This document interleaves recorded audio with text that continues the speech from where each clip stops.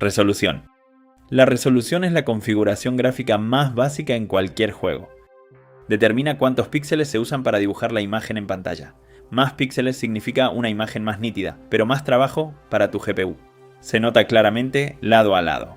Un personaje en baja resolución se ve borroso y poco definido, casi como un dibujo manchado. Si lo subes, de repente ese personaje tendrá bordes nítidos, rasgos limpios y detalles que ni habías notado. Las resoluciones comunes son 1920 x 1080, conocida como 1080p, 2560 x 1440 y 3840 x 2160. La diferencia entre ellas es enorme. 4K tiene 4 veces más píxeles que 1080p, así que tu gráfica tendrá 4 veces más trabajo. Por eso cambiar a 4K puede convertir una experiencia de 120 FPS en una presentación cinematográfica de 27 FPS. Y la escala de renderizado se encarga de controlar la resolución interna a la que el juego renderiza, antes de ajustarla a tu monitor. Al 100%, el juego renderiza a la resolución nativa de la pantalla. Si la bajas a 70, el juego renderiza menos píxeles.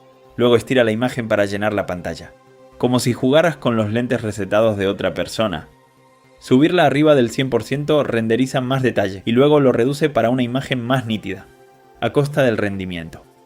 Piensa en la resolución como el tamaño del lienzo y en la escala como el nivel de detalle con el que el artista decide pintarlo.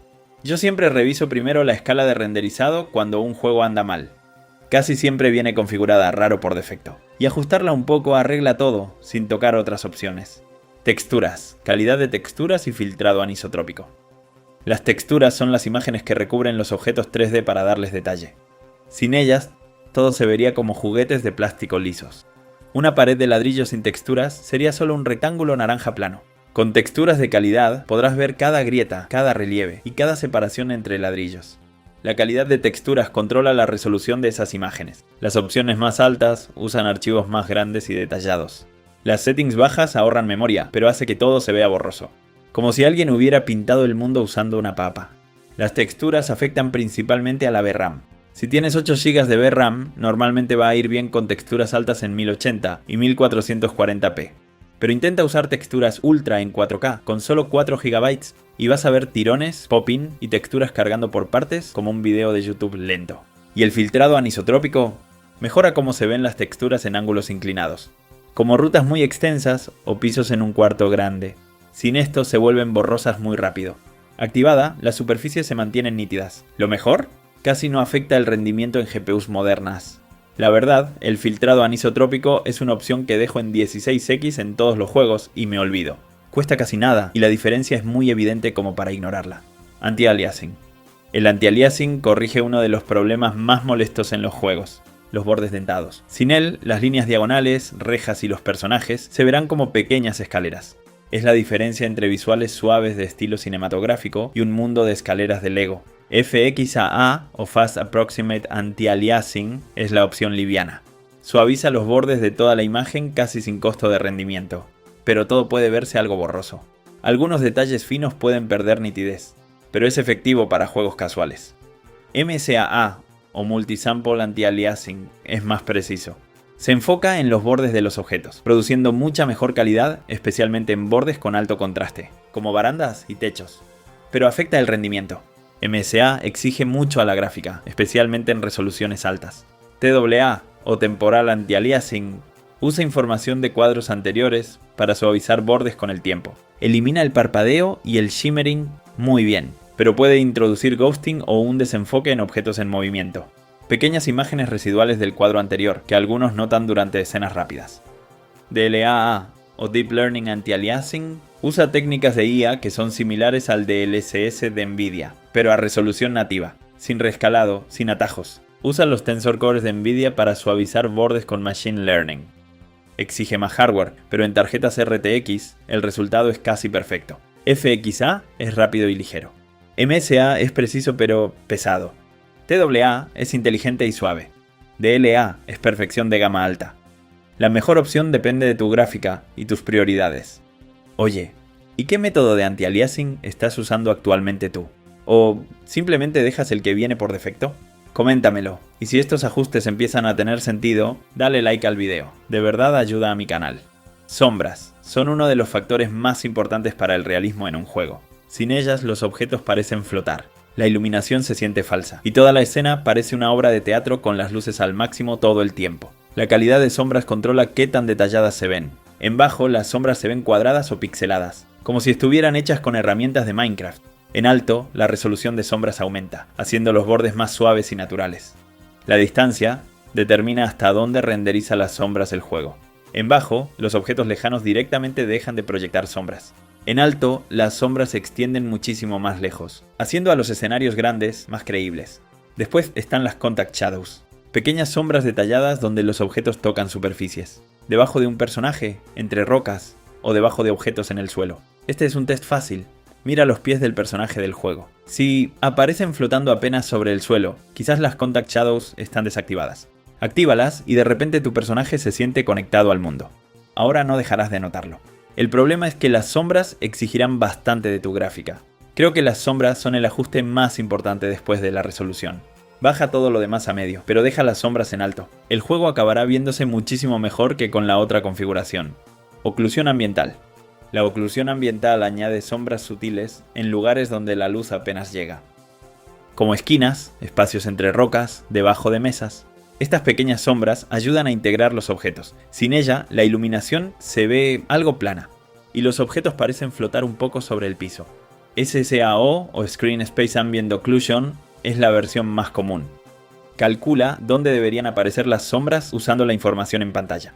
Es ligera y compatible con la mayoría del hardware, pero puede verse granulada o algo imprecisa. HBAO Plus, desarrollado por Nvidia, es un salto importante. Funciona casi 3 veces más rápido que el HBAO original y duplica el nivel de detalle, renderizando a resolución completa sin parpadeos. En la mayoría de juegos que lo incluyen, HBAO Plus es lo ideal. Muchísimo mejor que SSAO, sin exigir el hardware de las opciones con Ray Tracing. RTAO o Ray Traced Ambient Occlusion usa Ray Tracing para simular cómo se comporta realmente la luz.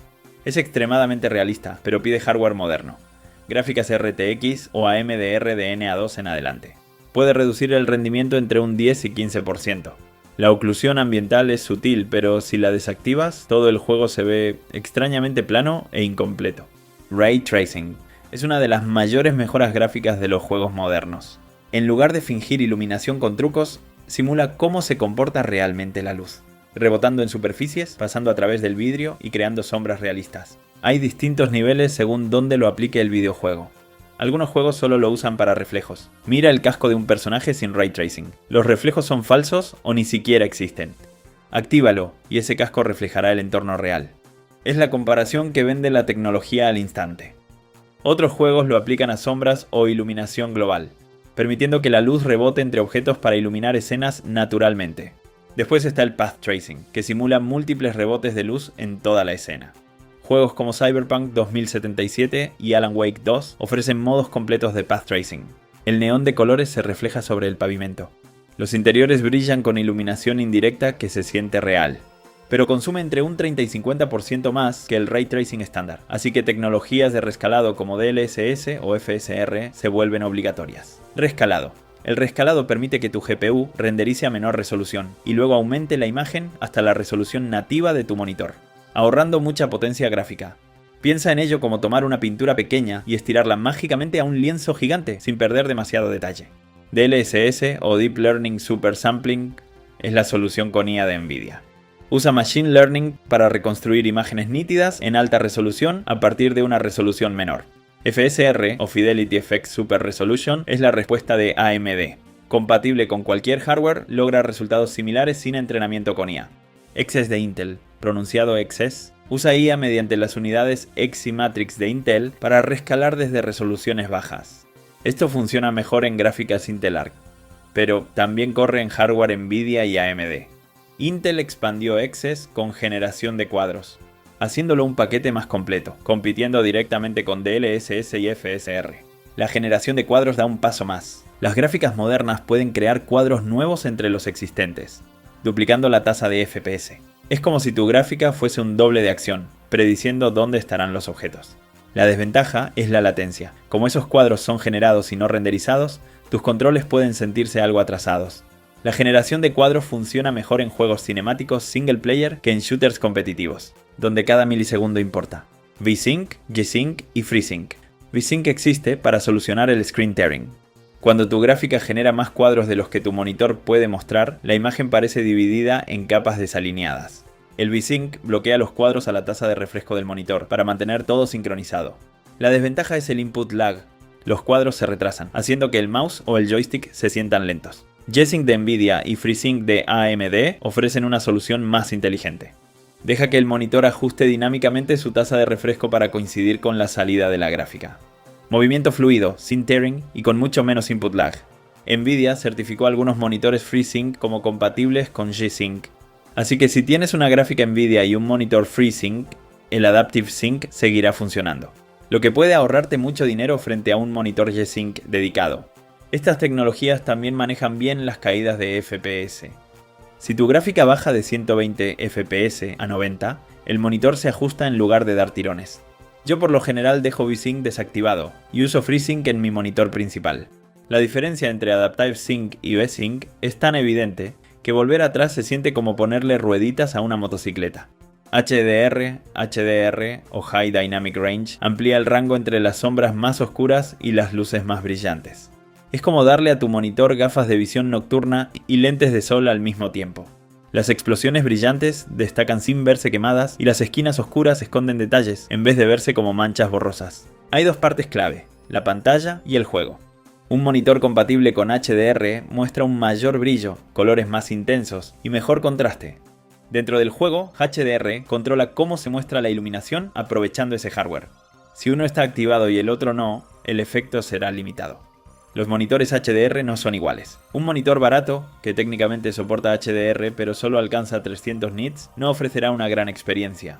Lo ideal es al menos 600 nits para notar la diferencia, y 1000 nits o más para reflejos muy impactantes. He visto gente activar HDR y decir que se ve peor.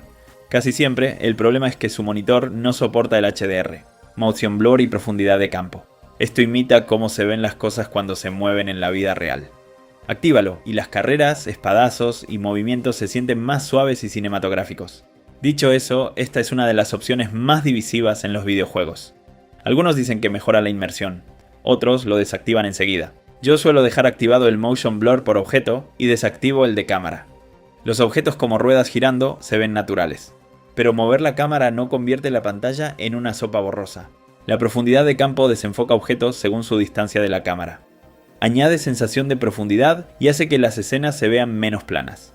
Ambos requieren más cálculos por parte de la gráfica y muchos jugadores los desactivan en juegos competitivos.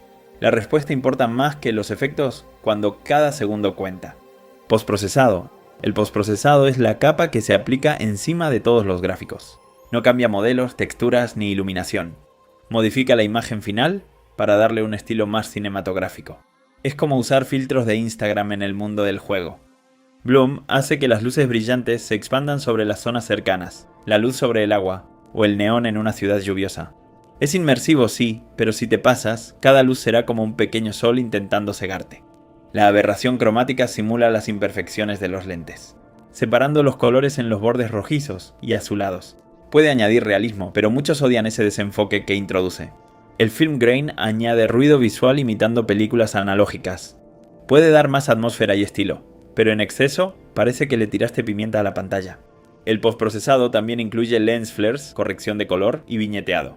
Es el leve oscurecimiento en los bordes de la pantalla. Estos efectos definen todo el ambiente. La verdad, desactivo la aberración cromática y el film grain casi siempre. Gasté mucho en una pantalla nítida y quiero verla justo así. Si quisiera film grain, vería una película en VHS. LOD, nivel de detalle y distancia de renderizado. El nivel de detalle, o LOD, es un truco que usan los juegos para ahorrar rendimiento. Los objetos lejos de la cámara se dibujan con menos polígonos y texturas más simples, y los cercanos mantienen todo el detalle. Puedes verlo con cualquier objeto 3D. De cerca una esfera se ve perfectamente lisa. Al alejarte, el juego la cambia por una versión con menos polígonos. Ve aún más lejos y se volverá una mancha borrosa. Casi ni lo notas, porque cuando pasa, estás lejos como para prestarle atención. La distancia determina hasta dónde dibuja objetos el juego. En bajo hace que las montañas aparezcan de repente o que enemigos surjan de la nada. Las distancias altas permiten ver escenarios muy lejanos, pero consumen mucho rendimiento, como en juegos de mundo abierto. Yo prefiero subir la distancia de renderizado al máximo y bajar otras opciones para compensar. En juegos como Elden Ring o quizás un juego como GTA, pararte sobre una colina y ver todo un mundo entero renderizado frente a ti hace que el juego se sienta gigantesco. Y esos son todos los ajustes gráficos, desde resolución y texturas hasta ray tracing, rescalado y postprocesado. Cada uno cambia cómo se ve y cómo funciona tu juego. Algunos mejoran los gráficos, otros el rendimiento, y otros solo evitan que tu gráfica se revele. ¿Qué ajuste cambias primero cuando comienzas un juego? ¿Subes todo a tope? ¿Desactivas el motion blur? ¿Activas el ray tracing y rezas? Coméntamelo. Si aprendiste todos los ajustes gráficos en este video, suscríbete, así no te pierdes el próximo. Oye, escucha esto, te recomiendo este video de aquí. En base a lo que vimos, creo que te será útil. Hazle clic y sigamos aprendiendo. Nos vemos ahí.